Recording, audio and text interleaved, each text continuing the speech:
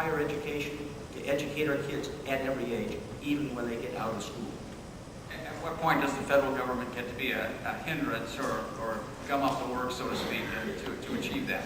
I think the federal government ought to be a partner in education to help establish some guidelines, some standards for teachers, for outcomes, for education. The federal government is a very good, useful tool to make sure every state is going to lift up their children and give them the opportunity to reach their God-given capacities. You take it back in your lifetime. You might recall the schools in Mississippi, Alabama. They're not watching. They may not be exactly the high quality that we have, and they aren't. So we have to invest in education, because if we invest in education and get it right, everything else will follow. But if we don't invest in the education of our children, nothing else will matter. Every single civilization in human history that has been successful has heavily invested themselves in the education of their offspring. We can do no less. Thank you, sir. Some final words on this particular topic. First of all, from Mr. Ribble. Sure. I graduated. I'm going to reveal something here. I graduated in 1974 from Abilene East. So I got in before the federal government got overly involved in it, and I had an extraordinary education. And before the federal government got involved, this country nationwide had extraordinary education. And today, and the Congressman just mentioned it, there are states that are falling behind after the federal government got involved. And so the federal government's delivery system, the federal government's involvement hasn't improved things, it's actually hurt it. Let's give it back to the states, give it back to the parents, give it back to local teachers. Thank you, gentlemen. Michelle, a question first for Mr. Kagan. I'm sorry. Yes, I think he has final yes, word. Mr. Kagan, you have your final word. Somewhere to go? Somewhere to go. It's a serious subject, and I take it very seriously, and I respectfully disagree with Reed. Reed objects to government involvement. But if the federal government had not gotten involved with the Stimulus Act right here in Brown County with $51 million of revenue to help rebuild our schools, to restore our infrastructure for our educational system, then Green Bay Area Public Schools, United School District here, Howard Swamico, Pulaski, and Denmark schools would be further and further behind. We have to invest in education, especially in times of need and great recessions like we're going through. Thank you, Mr. Kagan. Michelle. Thank you, gentlemen. My next question is going to take us to foreign affairs and our military involvement abroad. Currently, we are in a war in Afghanistan. Mr. Kagan, how does the war impact our national defense and our overall security here at home? Thank you for your question. Again, I give a great heartfelt thank you to all of our veterans who are now serving overseas and might be looking online. I respect the fact that you volunteered to serve. You served with courage, with honor, with incredible skill. I visited our troops in Iraq, in Baghdad. I was in the 1st Congressional Oversight Mission into Sadr City. I understand that climate. I was in the helicopter when it was 142 degrees, and I sympathize with the soldiers we have, men and women alike, who are pounding the sand, not just in Iraq, but now even more so in Afghanistan. Make no mistake about it, we must do everything we can to keep hostilities from our shores. We must protect America.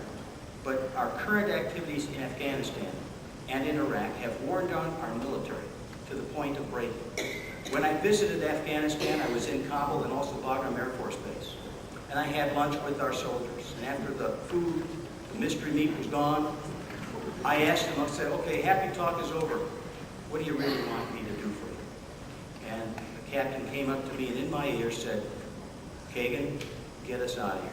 When we're done doing whatever we're going to do, they're going to go back to their ways anyway. We must leave Afghanistan. We can't afford to continue our current military activities there without sacrificing our standard of living and our way of life here at home. And here comes the most difficult problem that General Petraeus and I had a discussion about. How do we do that? And at the same time guarantee that that theater of Afghanistan and Pakistan does not degenerate into a location where others who still seek to do us harm could gather forces and reach the United States and strike us. The real problem over in that region that I call Pashtunistan is really Pakistan. Pakistan has nuclear weapons. It's an unstable state. So we have to pay attention to Pakistan, and they're not our friends. So a follow-up, how will we know that Afghanistan is going to be ready? How will we know the mission there has been accomplished? Well, when you talk about being ready, we've been there. Today is the 10th year onset. There are 364, I believe, districts throughout the whole nation of Afghanistan, and 9 of them are considered safe. So after 9 years, we got 9 districts that are safe. Might take another 2.5 centuries at that rate. So our activities there with our military simply are not going to solve this problem. There is no military solution in Afghanistan. Through 2,500 years of human history, every empire that went into Afghanistan has been fallen apart or destroyed itself. So our activities have to change. It's real easy to get into Afghanistan, but it's very, very difficult to get out. The former USSR found that out. So the mission ought to be to protect our soldiers, give them the resources that they need, and bring our troops home, and then work with the tribal leaders in Afghanistan to contain al-Qaeda and make sure that they do it. Michelle, Mr. Ribble? Yes, Mr. Ribble, same type of question. How does this war, do you feel, impact our national defense and our overall security here in the United States? There's a place where the Congressman and I mostly agree. However, there are some differences of opinion, but to get to the heart of your specific question, how it impacts national security and national defense, security at home. Afghanistan is an easy place to get in and a hard place to get out. But the difference is this war is not with Afghanistan. It's not remotely close to what the war was with that Russia, the Soviet Union fought there.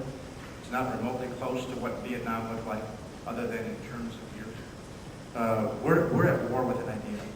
We're at war with crime, criminals. And in fact, the army of this country is mostly on our side. And so it's a tremendously complex field of battle. It's a tremendously complex approach to war in its new type of warfare.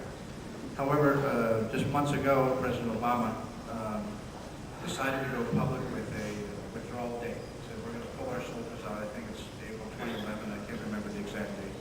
Once the president decided that we should withdraw, I think they should withdraw now. If you're going to say let's get out, then let's get out. And so I don't have a problem with military strategists having a withdrawal strategy and a victory strategy. I have an objection with going public with it. That's my big concern.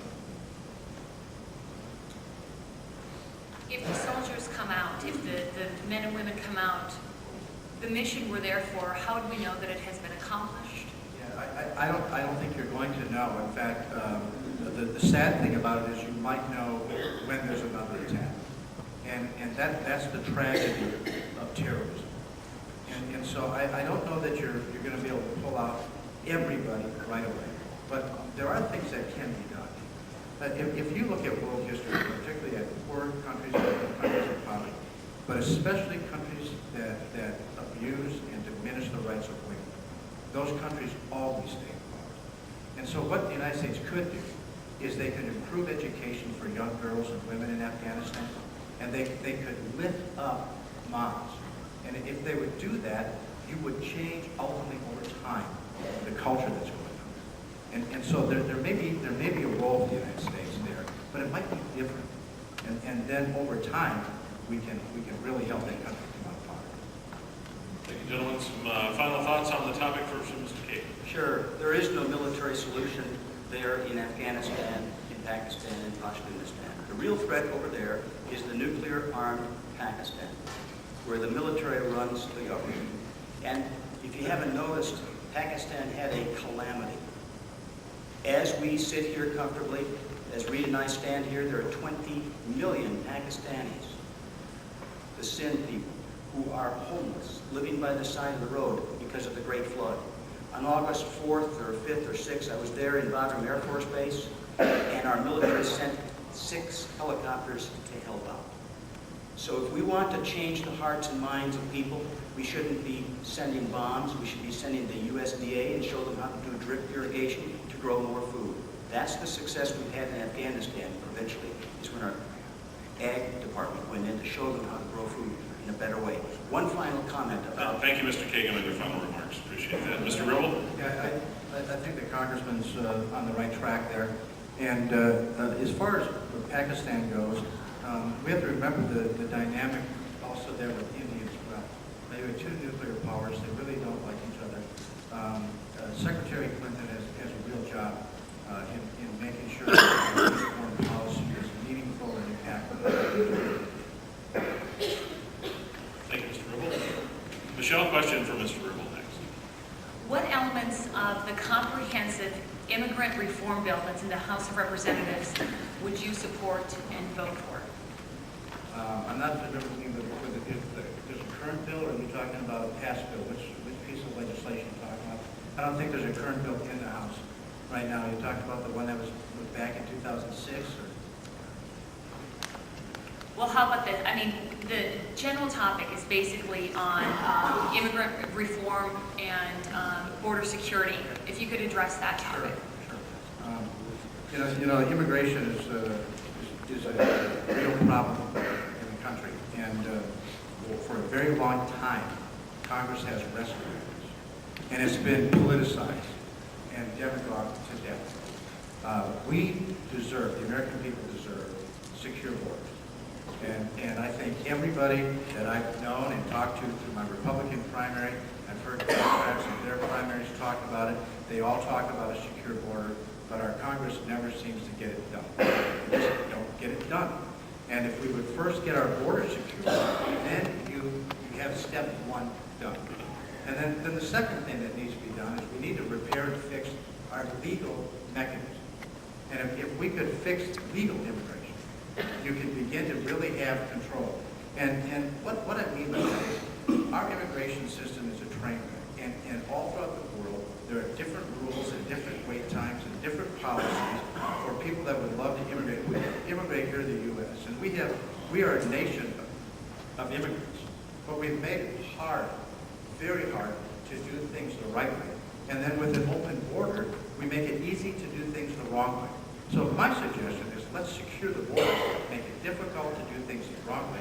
Let's fix the legal mechanism to make things easy to do it the right way, and we can begin to solve this problem, get our arms around it. It seems to be, it gets to be a delicate issue or a hot topic with folks with emotions on both sides. What are some things that you would do to secure the border? Well, because one of the reasons I got into this whole political realm is because of the financial condition of the country. You want to try to find a way that you can do this in a method that's deficit neutral. And I felt that possibly the best thing to do is to build military bases in Texas, New Mexico, Arizona, and Southern California, whereby our people, our southern border states that have been most impacted by illegal immigration, the southern border, would receive the economic benefit of having those military bases there, and then actually get the border secure. And we've got hundreds of thousands of soldiers right now in safe harbor countries around the globe. And if we would have a strategic drawdown in small percentages of those countries, replacing them there, we could do this in a way that's significantly low in cost and would get the job done.